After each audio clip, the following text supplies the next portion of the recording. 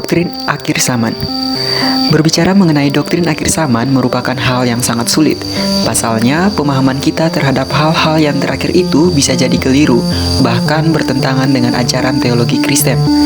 Hal ini dapat dipahami karena kurangnya pengetahuan dan penjelasan yang memadai terhadap hal-hal seperti demikian.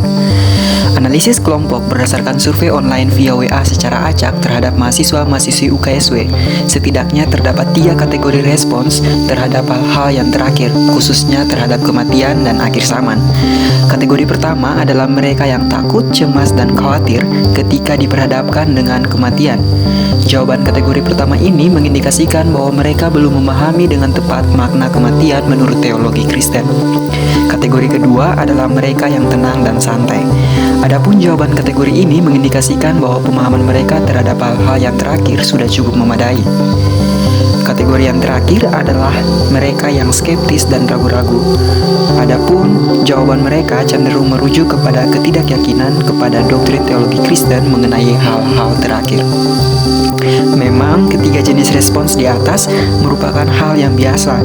Namun menurut asumsi kelompok, jawaban-jawaban itu setidaknya adalah representasi dari segala bentuk kecemasan dan ketidakkecemasan, keraguan dan ketidakraguan, kepastian dan ketidakpastian jemaat Kristen awam sekarang. So, pemahaman seperti apa yang harus kita miliki? Pemahaman yang benar itu seperti apa? Berikut kelompok berupaya memberikan penjelasan mengenai doktrin akhir zaman, khususnya mengenai kematian, kebangkitan, penghakiman, pengharapan, dan kehidupan kekal. Semoga upaya penjelasan ini boleh membantu kita semua dalam memahami doktrin akhir zaman. So, let's check it out. Kematian. Kematian dalam Perjanjian Lama berasal dari kata kerja mut yang berarti mematikan dan memusnahkan. Dalam bentuk kata benda disebut mawet yang berarti kematian, yang mati atau musnah. Kata ini menunjukkan akhir keberadaan segala ciptaan Allah sehingga tidak bergerak dan terjadi dalam proses waktu yang singkat. Dalam Perjanjian Baru, kematian berasal dari kata teleute yang artinya mati. Namun yang sering dipakai adalah kata thanatos yang artinya kematian, proses kematian, atau juga dapat diartikan sebagai pemisah dari jiwa. Dengan demikian merupakan akhir dari kehidupan. Kamus Teologi sendiri mengartikan kematian sebagai akhir kehidupan jasmani yang terjadi secara otomatis menurut waktu yang ditetapkan oleh Tuhan dan tidak ada satupun manusia yang mampu menolak kematian. Konsep terkait kematian sendiri terdapat dalam Perjanjian Lama pada kata Sheol dan Perjanjian Baru pada kata Hades. Kedua kata ini merujuk pada alam maut, tempat kemana segala orang pergi sesudah mati. Umumnya, tradisi Kristiani memandang kematian sebagai berpisahnya jiwa dari badan. Sesudah kematian, orang akan meneruskan hidupnya sebagai jiwa saja. Jiwa tidak mati, itu bukan karena jiwa bersifat ilahi, juga bukan karena jiwa itu kekal. Tidak, jiwa juga adalah ciptaan, tetapi Allah berkenan memberi sifat immortal atau abadi kepada jiwa untuk mempertahankan kontinuitas identitas personal masa kini si mati sampai ke masa depan saat terjadi penghakiman. Terpisahnya tubuh dan jiwa akibat kematian bukan berarti menunjukkan bahwa jiwa lebih baik dari tubuh. Allah menciptakan manusia utuh sebagai kesatuan antara tubuh dan jiwa. Namun akibat dosa, tubuh memang harus mengalami kematian secara jasmani. Tetapi suatu saat ia akan dibangkitkan kembali dengan cara yang baru dan menyatu kembali dengan jiwa untuk masuk dalam penghakiman. Adapun kehidupan kekal yang didapatkan orang percaya pasca penghakiman adalah dalam bentuk tubuh dan jiwa. Jadi sebenarnya ada tujuan mulia di balik karya kematian. Bagi orang Kristen, kematian memiliki arti dan nilai tersendiri sejauh turut mengambil bagian dalam wafat Kristus. Dengan demikian, orang Kristen yang menyatukan kematiannya dengan kematian Yesus menganggap kematian sebagai pertemuan dengan Yesus dan sebagai langkah masuk ke dalam kehidupan abadi. Adapun menurut pemikiran Berkhof, kematian merupakan pengalaman mengalami Kristus layaknya memasuki kemuliaan melalui penderitaan dan kematian sama seperti Kristus.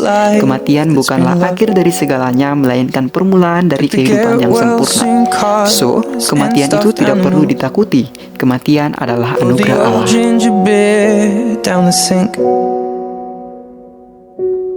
Dad always told me don't you cry when you're down, but Mom, there's a tear every time that I blink. Oh, I'm in pieces, it's tearing me up. But I know a heart that's broke is a heart that's been loved. So I'll sing hallelujah. You were an angel in the shape of my mom. When I fell down, you'd be there holding me up. Spread your wings as you go.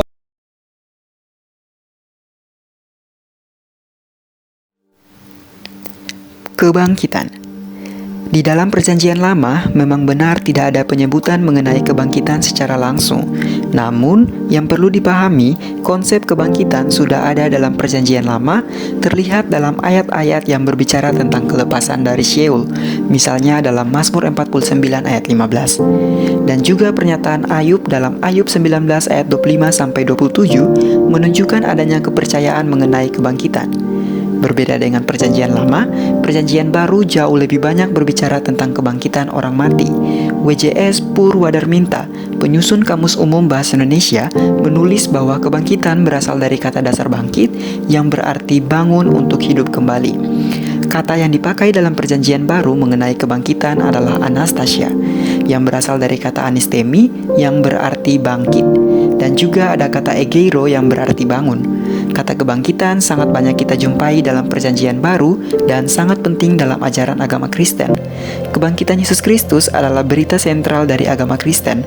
Melalui kebangkitan Yesus Kristus, kita mempunyai hidup kekal dalam Yesus yang telah bangkit itu. Adapun kebangkitan Yesus mengandung makna bahwa Ia telah mengalahkan maut. Maka kebangkitan Kristus meyakinkan dan memberi jaminan kepada kita tentang realita pengampunan dosa. Selain itu, dengan kebangkitannya, persekutuan dengan Kristus yang sudah bangkit itu menunjukkan bahwa kita telah bangkit dan memulai hidup baru.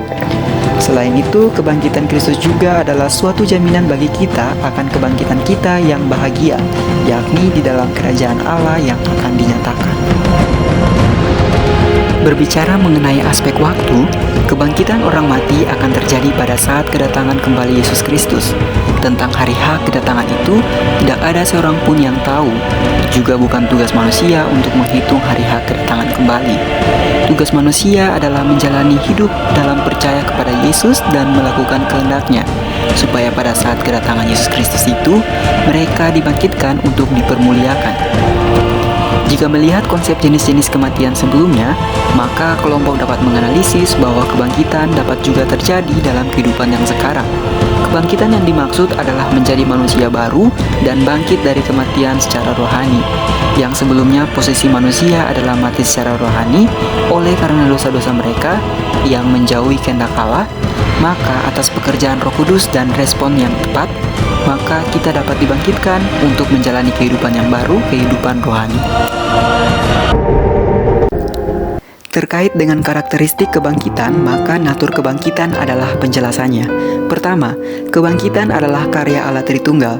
Dalam beberapa kasus, kita diberitahu bahwa Allah yang membangkitkan orang mati tanpa menyebutkan pribadi tertentu secara khusus, seperti dalam Matius 22 ayat 29 dan 2 Korintus 1 ayat 9. Tetapi secara lebih khusus, karya kebangkitan disebut merupakan karya Allah Putra, seperti dalam Yohanes 5 ayat 21, 25, dan 28. Secara tidak langsung, kebangkitan juga disebut sebagai karya Roh Kudus, seperti dalam Roma 8 ayat 11. Kedua, kebangkitan ini adalah kebangkitan secara fisik atau jasmani. Alkitab secara jelas mengajarkan kebangkitan tubuh. Sama seperti kebangkitan Kristus yang adalah kebangkitan tubuh, kebangkitan umatnya pun demikian. Tubuh yang dimaksudkan adalah tubuh yang tidak terikat oleh hukum-hukum biologis dan tata ruang maupun hal-hal yang bersifat jasmani. Origenes menggambarkan tubuh kebangkitan itu adalah tubuh yang baru, tubuh spiritual. Perubahan sifat dan kualitas itu tidak akan mengubah bentuk fisik dari tubuh itu. Perubahan itu justru mempertinggi fungsi dan kegunaan dari keadaan semula. Niko Syukurdister dan Harun Hadiwijono menjelaskan perubahan tersebut adalah perubahan dari badania menuju rohania. Sebelumnya ketika masih hidup, tubuh itu ditentukan oleh badan, ketika dibangkitkan, tubuh itu ditentukan oleh roh. Adapun manusia rohania adalah manusia yang hidupnya dihubungkan dengan Roh Kudus.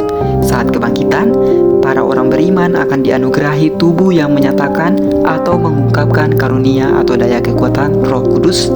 Hidup orang itu akan dikuasai oleh Roh Kudus dengan secara sempurna. Ketiga, kebangkitan tubuh itu berlaku bagi semua orang tanpa kecuali dan berlangsung serentak.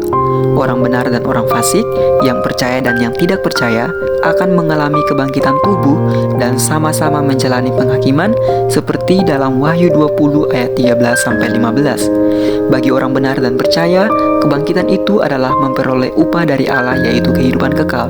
Sedangkan bagi orang fasik dan mereka yang menolak Kristus, kebangkitan adalah saat penghukuman. Mereka yang menolak Kristus dan hidup dalam kefasikan akan mengalami kematian yang kedua. Penghakiman.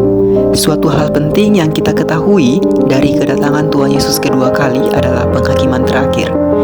Tuhan akan datang kembali dengan satu tujuan, untuk menghakimi orang yang hidup dan menentukan tujuan kekal dari setiap individu.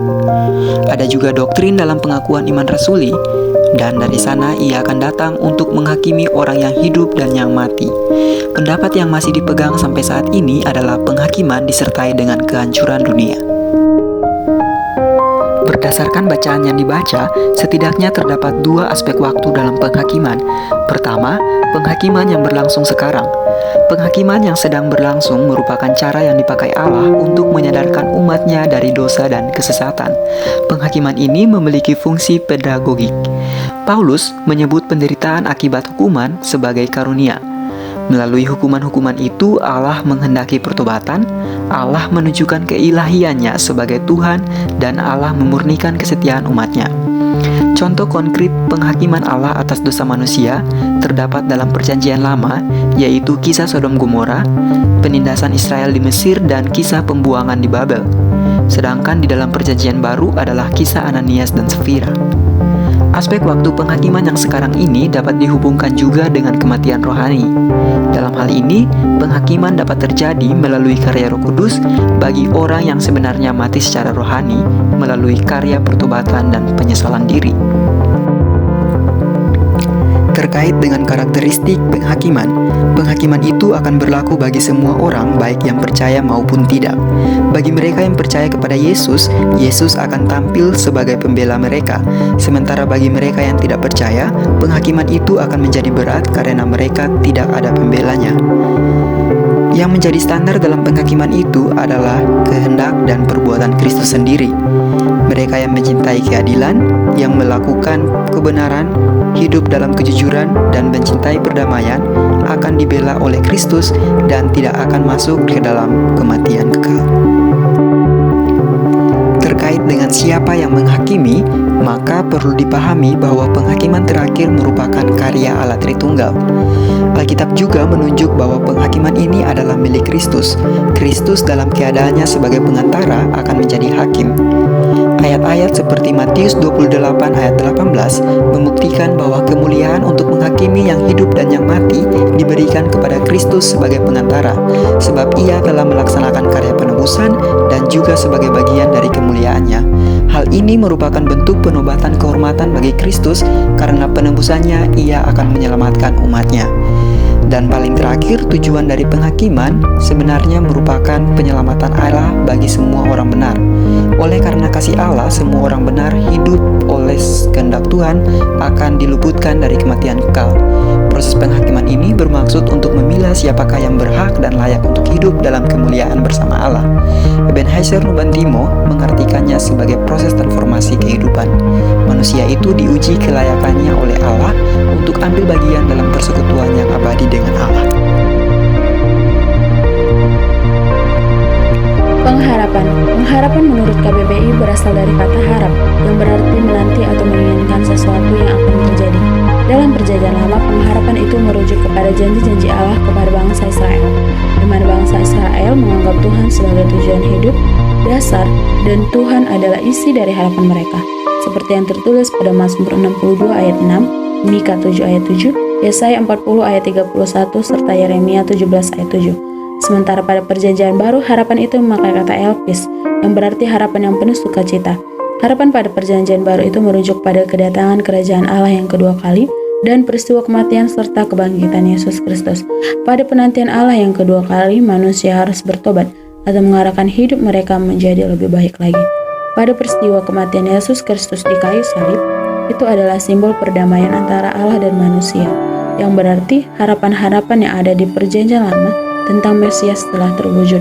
Dan pada peristiwa kebangkitan Yesus Kristus menunjukkan bahwa kematian bukanlah hal yang menakutkan, serta setiap orang yang beriman dan percaya kepadanya diselamatkan. Dan dalam peristiwa kebangkitan inilah landasan pengharapan iman Kristen dapat melakukan aktualisasinya. Seperti yang tertulis pada buku Theology of Hope karya Jurgen Moltmann mengatakan bahwasanya harapan bukan tentang masa yang akan datang saja, melainkan juga tentang masa kini.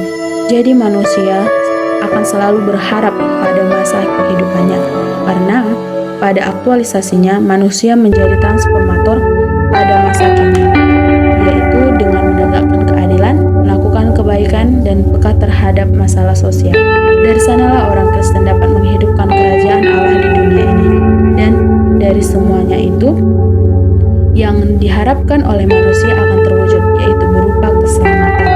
Dan pada perjanjian baru juga terdapat ayat-ayat Alkitab yang berbicara tentang pengharapan, yaitu Yohanes 3 ayat 16, Roma 5 ayat 5, dan Yohanes 3 ayat 3. Adapun karakteristik dari pengharapan yaitu bersifat rahmat dan dinamis, di mana bersifat rahmat artinya Roh Kudus yang menjadi pembimbing manusia untuk mengutarakan harapannya melalui doa, serta Roh Kudus adalah jaminan dari semua yang diharapkan oleh manusia, seperti yang tertulis pada Roma 15 ayat 13. Yang kedua ialah bersifat dinamis, yang berarti Roh Kudus berproses dalam kebenaran dan berpangkal pada iman, seperti yang tertulis pada Galatia 5 ayat 5. Dan Roh Kudus selaku pembimbing manusia dapat bekerja secara maksimal tergantung penerimaan dari manusia itu sendiri. Dan yang terakhir adalah sasaran atau objek pengharapan. Sasaran atau objek pengharapan adalah Yesus Kristus, seperti yang tertulis pada Roma 15 ayat 12. Maksudnya ialah melalui kematian dan kebangkitan Yesus, manusia memperoleh pengharapannya sendiri, yaitu berupa keselamatan.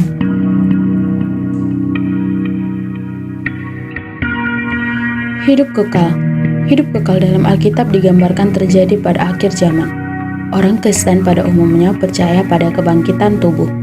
Tubuh yang dibangkitkan itu tidak tunduk pada kematian atau dosa. Dapat kita lihat pada 1 Korintus pasal 15. Alkitab menulis bahwa yang kekal itu hanyalah Allah saja, karena Allah tidak takluk dengan maut.